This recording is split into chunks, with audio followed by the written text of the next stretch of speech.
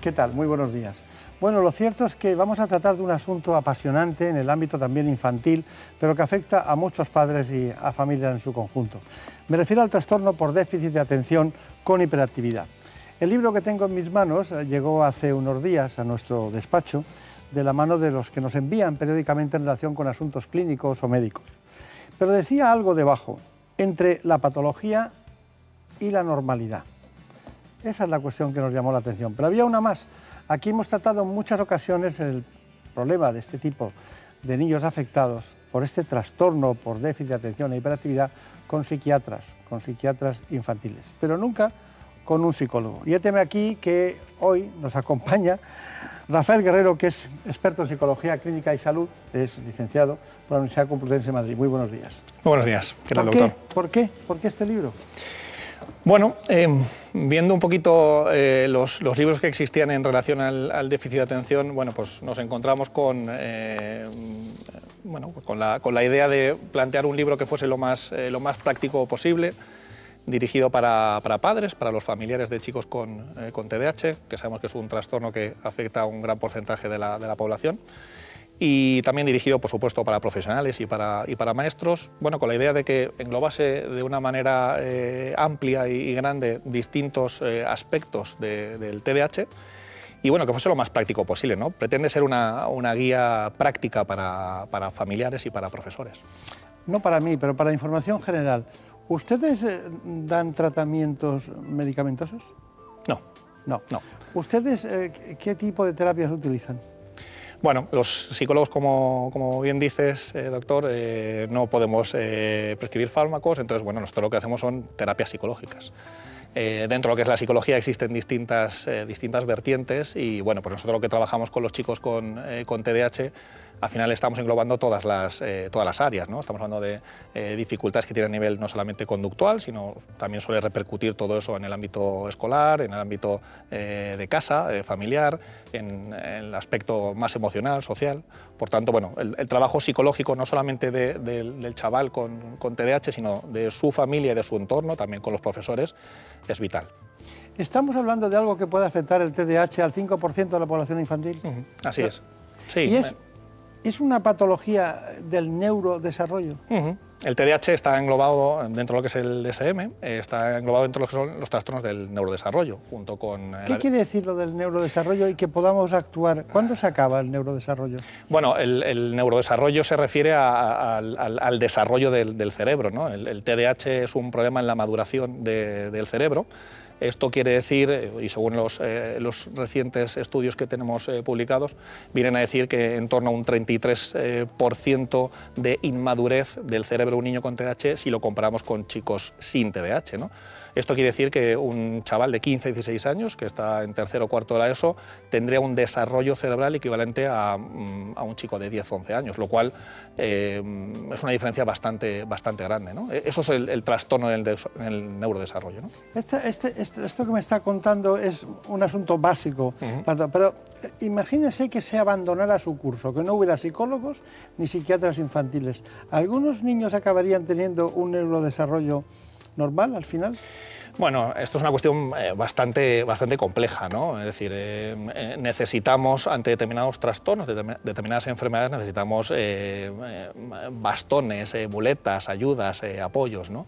Entonces, bueno, está claro que ante esa deficiencia en cuanto al neurodesarrollo, está claro que necesitamos pautas de trabajo, pautas de intervención a muchos niveles, doctor. Estamos hablando tanto en casa como en el colegio, en la escuela, claro, como a nivel profesional, desde luego.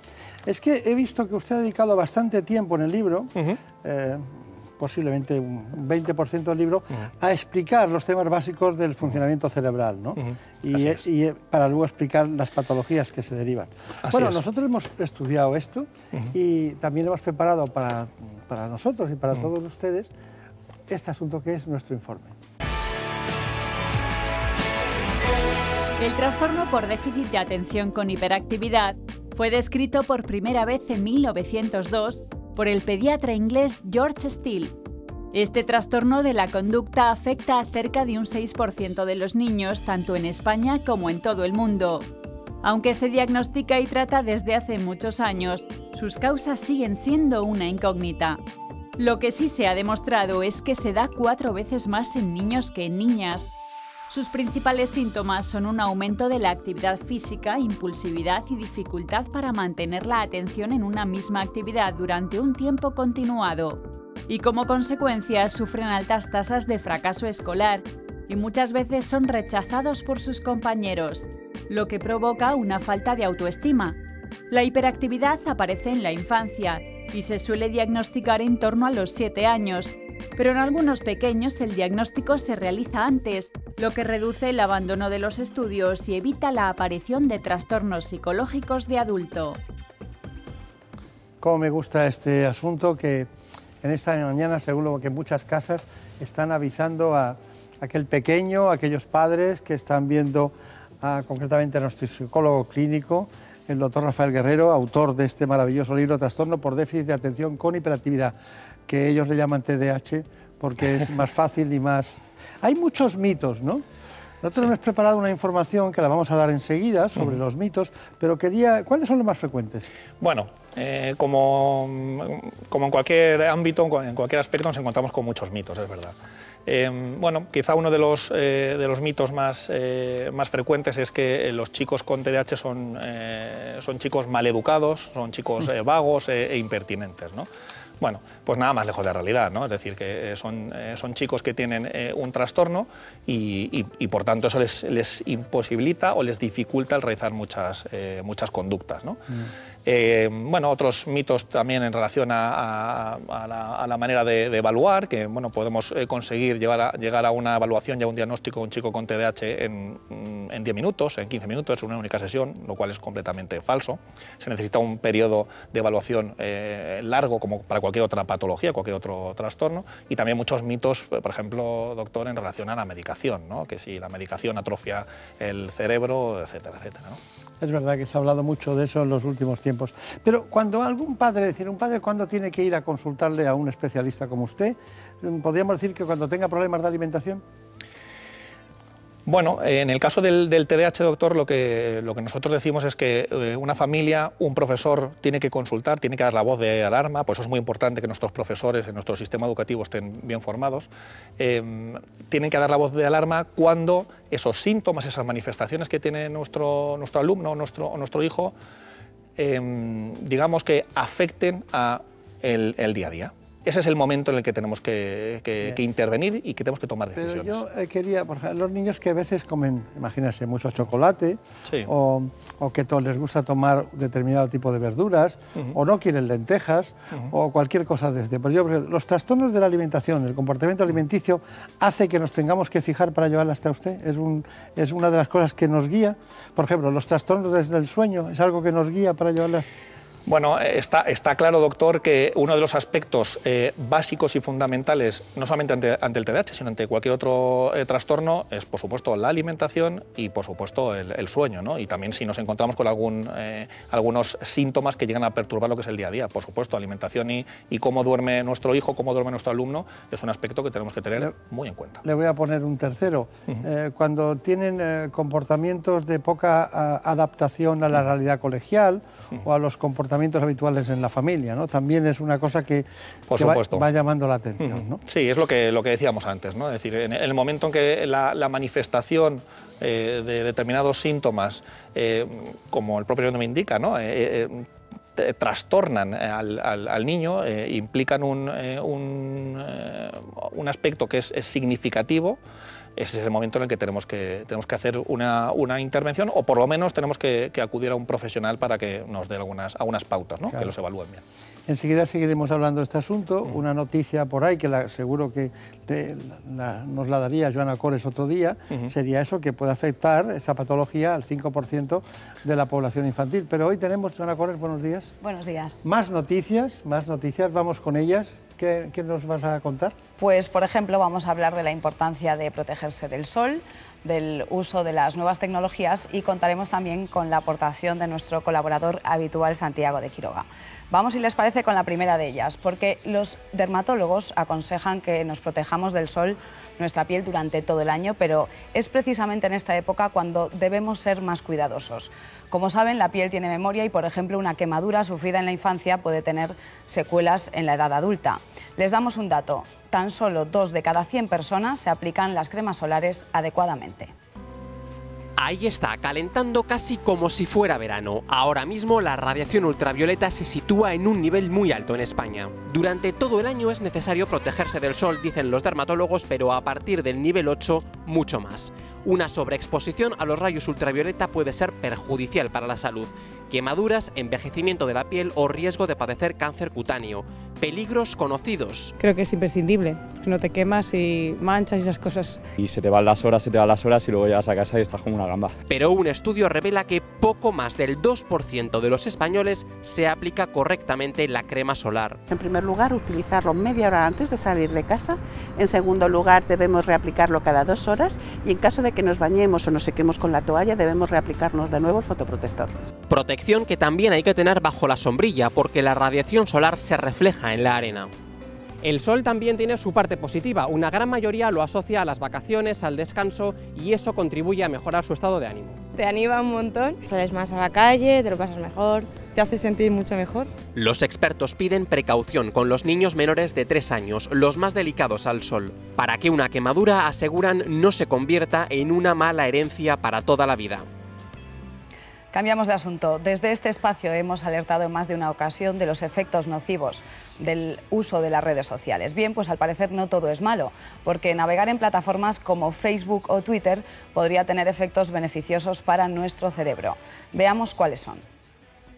Hace tiempo que se viene advirtiendo de los trastornos psicológicos que puede provocar un abuso de las redes sociales, como adicciones o depresión. Sin embargo, un grupo de investigadores ha descrito ahora algunos de sus beneficios, que van desde el desarrollo de nuevas conexiones cerebrales hasta la creación de nuevos métodos de aprendizaje.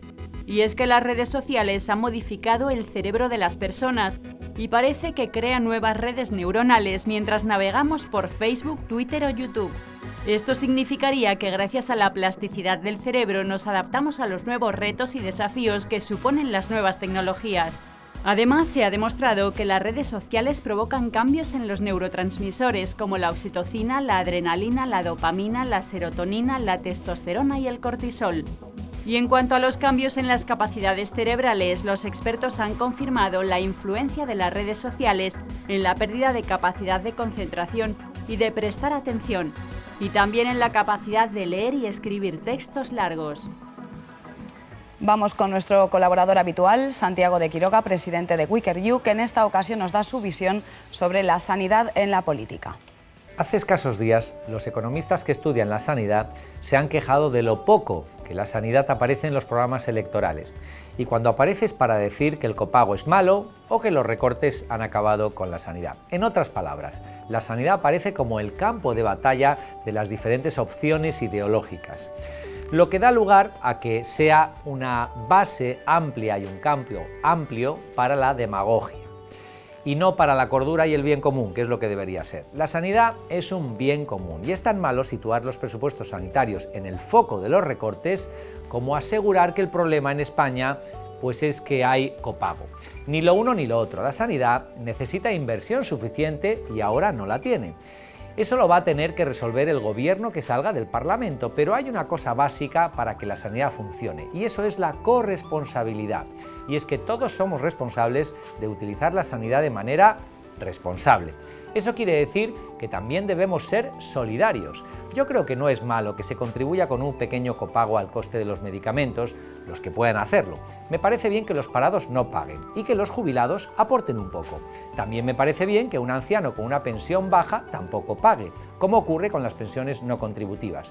Y en España, además, no se paga por los actos médicos ni por las urgencias, como en otros países europeos. Esperemos que la sanidad tenga el presupuesto que queremos los españoles, el suficiente. Así terminamos este espacio para la actualidad. Hoy, como saben, nos acompaña Rafael Guerrero. Él es psicólogo y profesor y nos está acercando a la realidad de ese trastorno del que todo el mundo habla, el trastorno por déficit de atención con hiperactividad.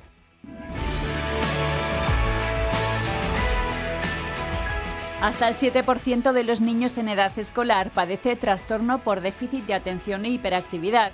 Pero, ¿cuáles son las señales de alarma de este trastorno? ¿Cómo se trata?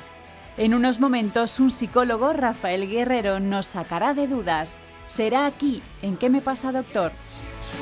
Claro, para sacarnos de dudas es el ideal, porque este libro todavía está calentito y las dudas las habrá buscado él, no en la experiencia clínica de sus compañeros, en los estudios científicos, en otros colaboradores importantes que hay en este trabajo, pero nosotros tenemos que intentar que todo el mundo conozca cómo se llega a detectar si su hijo tiene concretamente TDA, ¿no? Entonces, dígame, ¿cómo se puede detectar?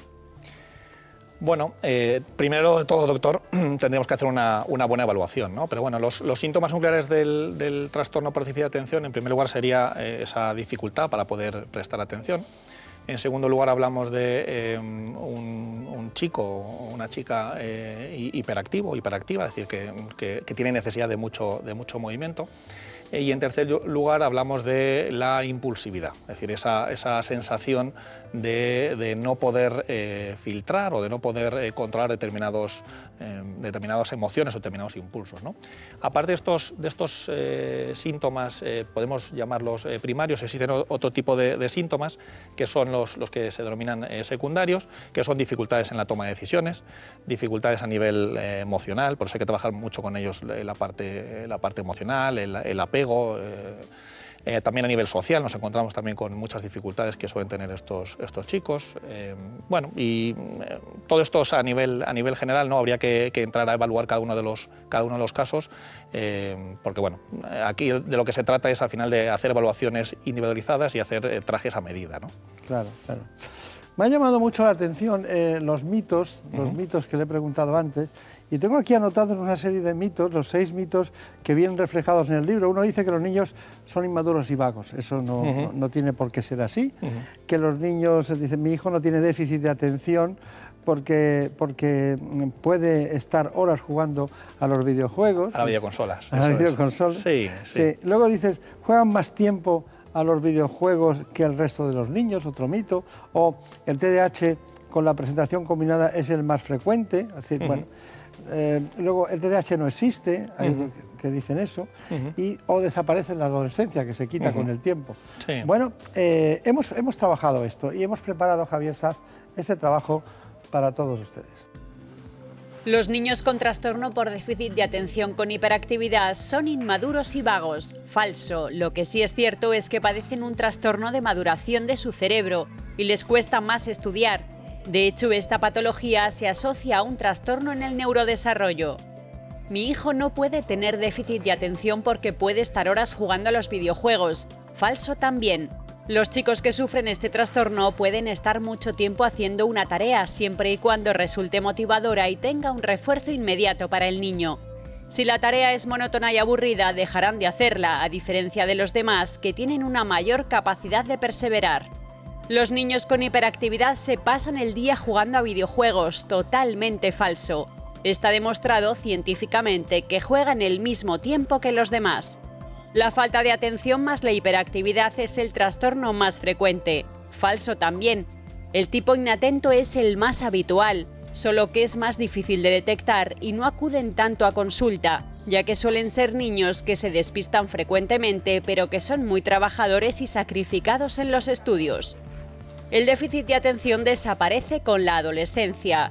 Falso, es un trastorno crónico que dura toda la vida, solo que sus síntomas van cambiando con la edad. A partir de la adolescencia, los síntomas de esta patología son más cognitivos y menos externos o hiperactivos. Bueno, nosotros trabajamos estos asuntos. Yo estoy muy orgulloso de este tema, porque nos tenemos que adentrar cada semana en cuestiones que ustedes conocen como profesión, ¿no?, el día a día. Bueno, pero ¿cómo se comportan los niños con TDAH? Hay muchas cuestiones para hablar, pero yo digo, concentración, por ejemplo. Bueno, está demostrado científicamente, doctor, que los chicos con TDAH suelen tener más dificultades a la hora de concentrarse si lo comparamos con los compañeros de su edad, ¿no? Es decir, por ejemplo, en el ámbito escolar son chicos que les cuesta mucho estar pendiente de las instrucciones que le están dando sus profesores y, por tanto, eso implica una serie de consecuencias, ¿no?, de efecto dominó. No apuntan los deberes en la agenda, por tanto, luego no los hacen en casa. ¿Y cómo planifican y organizan las tareas este tipo de niños? Bueno, uno de los síntomas secundarios del TDAH es esa dificultad a la hora de planificarse. Por eso es muy importante que en los chicos con TDAH lo que tenemos que hacer es los profesionales, padres y profesores, junto con el Departamento de Orientación, tenemos que echarles una mano y tenemos que estar muy pendientes de ellos porque necesitan que estemos muy pendientes de ellos a la hora de ayudarles a planificar, de que apunten los deberes, apunten los trabajos y, bueno, que estemos pendientes de ellos en ese aspecto. Y en cuanto al autocontrol, lo que es las conductas, ¿se controlan bien, no se controlan bien? Bueno, generalmente tienen grandes dificultades a la hora de controlarse, ¿no? Todo lo que son los impulsos y las emociones debido a lo que hablábamos antes, ¿no? Dado que es un trastorno del neurodesarrollo, eso implica que la maduración del cerebro es menor y, por tanto, esos impulsos y esas emociones que son inconscientes y que ocurren irremediablemente, nuestro lóbulo frontal, en concreto la corteza prefrontal, no puede hacer ese trabajo de contención y, por tanto, les cuesta mucho autocontrolarse. También esto se tiene que trabajar con ellos. ¿Y eso que se ha dado en llamar la memoria operativa? ¿Qué es la memoria operativa primero y qué es lo que se altera en este tipo de niños? Bien, la memoria operativa, a diferencia de la memoria a corto plazo, es un tipo de memoria en el cual no solamente tengo que retener y mantener una información, sino que además tengo que manipularla. Es decir, si presentamos una información, un número de teléfono, por ejemplo, en memoria a corto plazo, querría decir que lo que hacemos es memorizar ese número de teléfono. En cambio, si luego metemos alguna información que implica el manejar esos números y, por ejemplo, que tengamos que decir la suma de ese número de teléfono de par en par, implica ya una operación y eso ya es memoria operativa. Y, por supuesto, los chicos con TDAH tienen grandes dificultades. Eso les dificulta el que tengan un peor cálculo numérico, por ejemplo, y, bueno, no solamente en el área de matemáticas, ¿no?, sino también en áreas de lengua, de sociales, etcétera, etcétera. Ahora me reía porque hay algún pillo que tiene memoria operativa, que se olvida de lo que quiere, pero no es el caso. No es el caso. No es el caso. Bueno, cuando reconocen o identifican emociones, las emociones, ¿eso se altera? Sí, sí. Los chicos con TDAH tienen grandes dificultades para reconocer sus propias emociones, no solamente las suyas, sino también las emociones de la persona que tienen. Muy delicado. Sí, es un tema muy delicado. Por eso, una de las cosas por las que abogo, no solamente en mi libro, sino en los distintos foros donde voy, es el trabajo del ámbito socioemocional, de trabajar la educación emocional, de trabajar un correcto apego, no solamente de los padres, sino también los profesores con los chicos. Tema muy importante. Usted y yo nos hemos automotivado. Ya Susana Corel ya no le cuento cuando viene al programa. Venimos automotivados, ¿no? Sí. Y estamos muy motivados. Y entonces la automotivación es una relación íntima contigo mismo para generar un estado de ánimo inmediato que haga que las cosas sean positivas, ¿no? ¿Qué pasa con estos niños?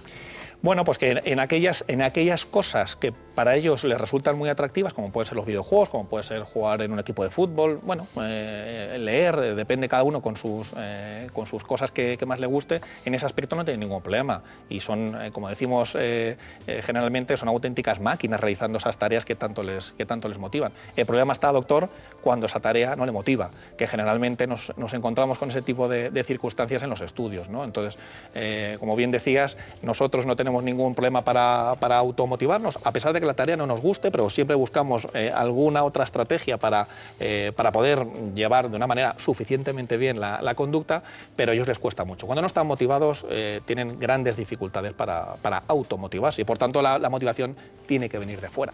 Claro, había yo notado aquí la perseverancia y la capacidad de esfuerzo, que es algo que también es inherente a aquellas personas que trabajamos en lo que nos gusta y planificamos y somos perseverantes, somos constantes.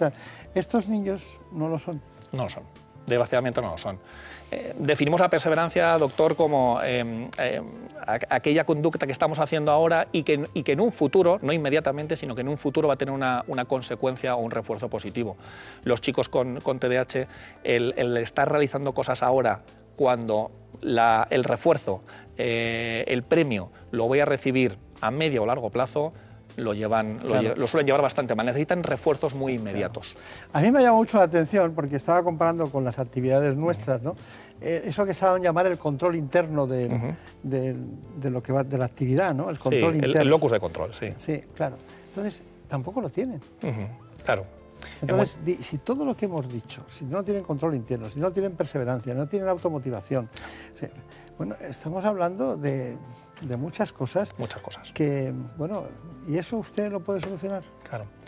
Bueno, yo creo que la clave no está en mí, ni mucho menos, sino que la clave está en que, como digo siempre a mis pacientes, y digo en la universidad, en que todos rememos en la misma dirección. Es decir, es tan importante que exista un profesional, como que exista una familia implicada, como que exista un colegio implicado, como que exista un tutor implicado. Es decir, todos tenemos que remar en la misma dirección. Y el chico con TDAH es el capitán, es el verdadero protagonista, y tenemos que contar con él y tenemos que tener en cuenta su punto de vista. Claro.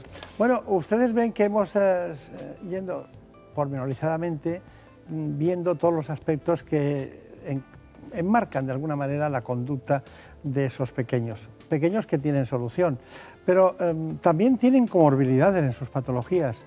Hemos preparado este trabajo Javier Saz y Elena Fernández Puyol y han llegado a estas conclusiones. El niño no para, no se entretiene solo, no escucha, nos pasamos la vida corriendo tras él. Son las frases más escuchadas en la consulta del psiquiatra y son los síntomas más visibles del llamado trastorno por déficit de atención con hiperactividad.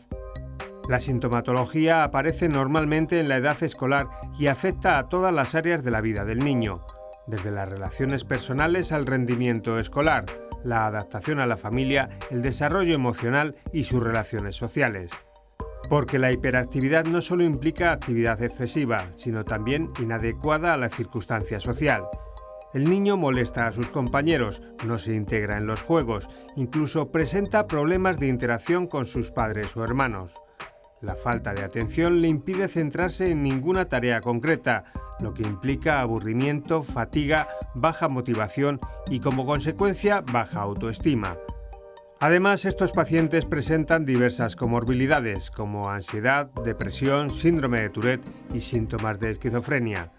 Este trastorno, más predominante en los hombres, necesita un plan integral de tratamiento, ya que en caso contrario puede evolucionar hacia conductas violentas en la adolescencia, con fracaso escolar, problemas de adaptación o alcoholismo.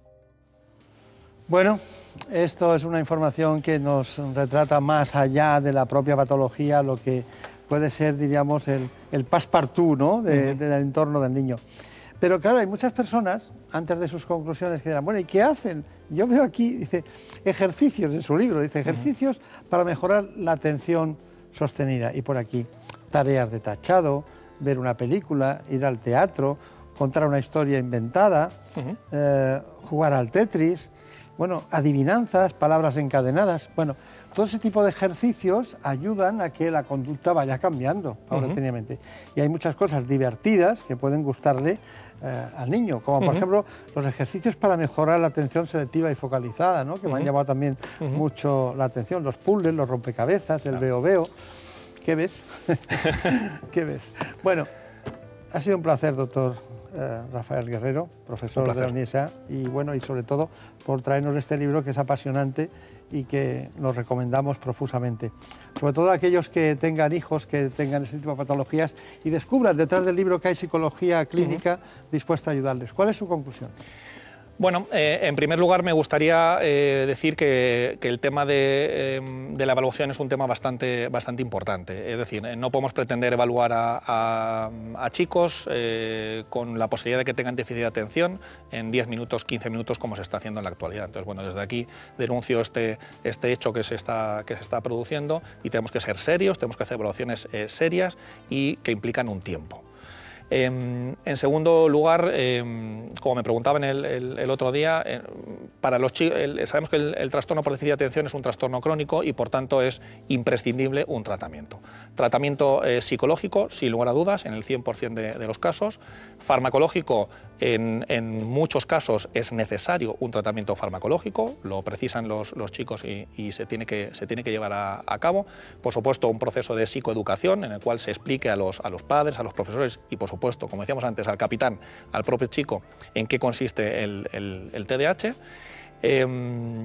Y bueno, sobre todo lo que es trabajar, como hemos venido diciendo a lo largo de la entrevista, trabajar el ámbito emocional y social. Me parece imprescindible, porque son chicos, el 100% de ellos, que están sufriendo. Reciben muchos palos en la escuela, reciben muchos palos en casa, encadenan muchas frustraciones y, por tanto, el aspecto emocional de sufrimiento, muchas situaciones que le dan miedo, que le dan pavor y que les ponen muy tristes, desde luego tenemos que trabajarlas con ellos. ¿Es su primer libro?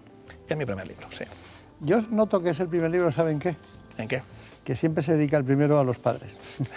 Y usted lo ha hecho. A mi madre por su mirada incondicional, sí, dice, y a mi padre por incentivar mi curiosidad en los estudios. Bueno, sí, enhorabuena, muchas gracias. Muchas gracias, un placer. Y a todos ustedes sindicales que, bueno, seguiremos por esta andadura de la innovación en todos los ámbitos, también en la psicología clínica, hoy de la mano del doctor Rafael Guerrero. Muchas gracias y hasta pronto.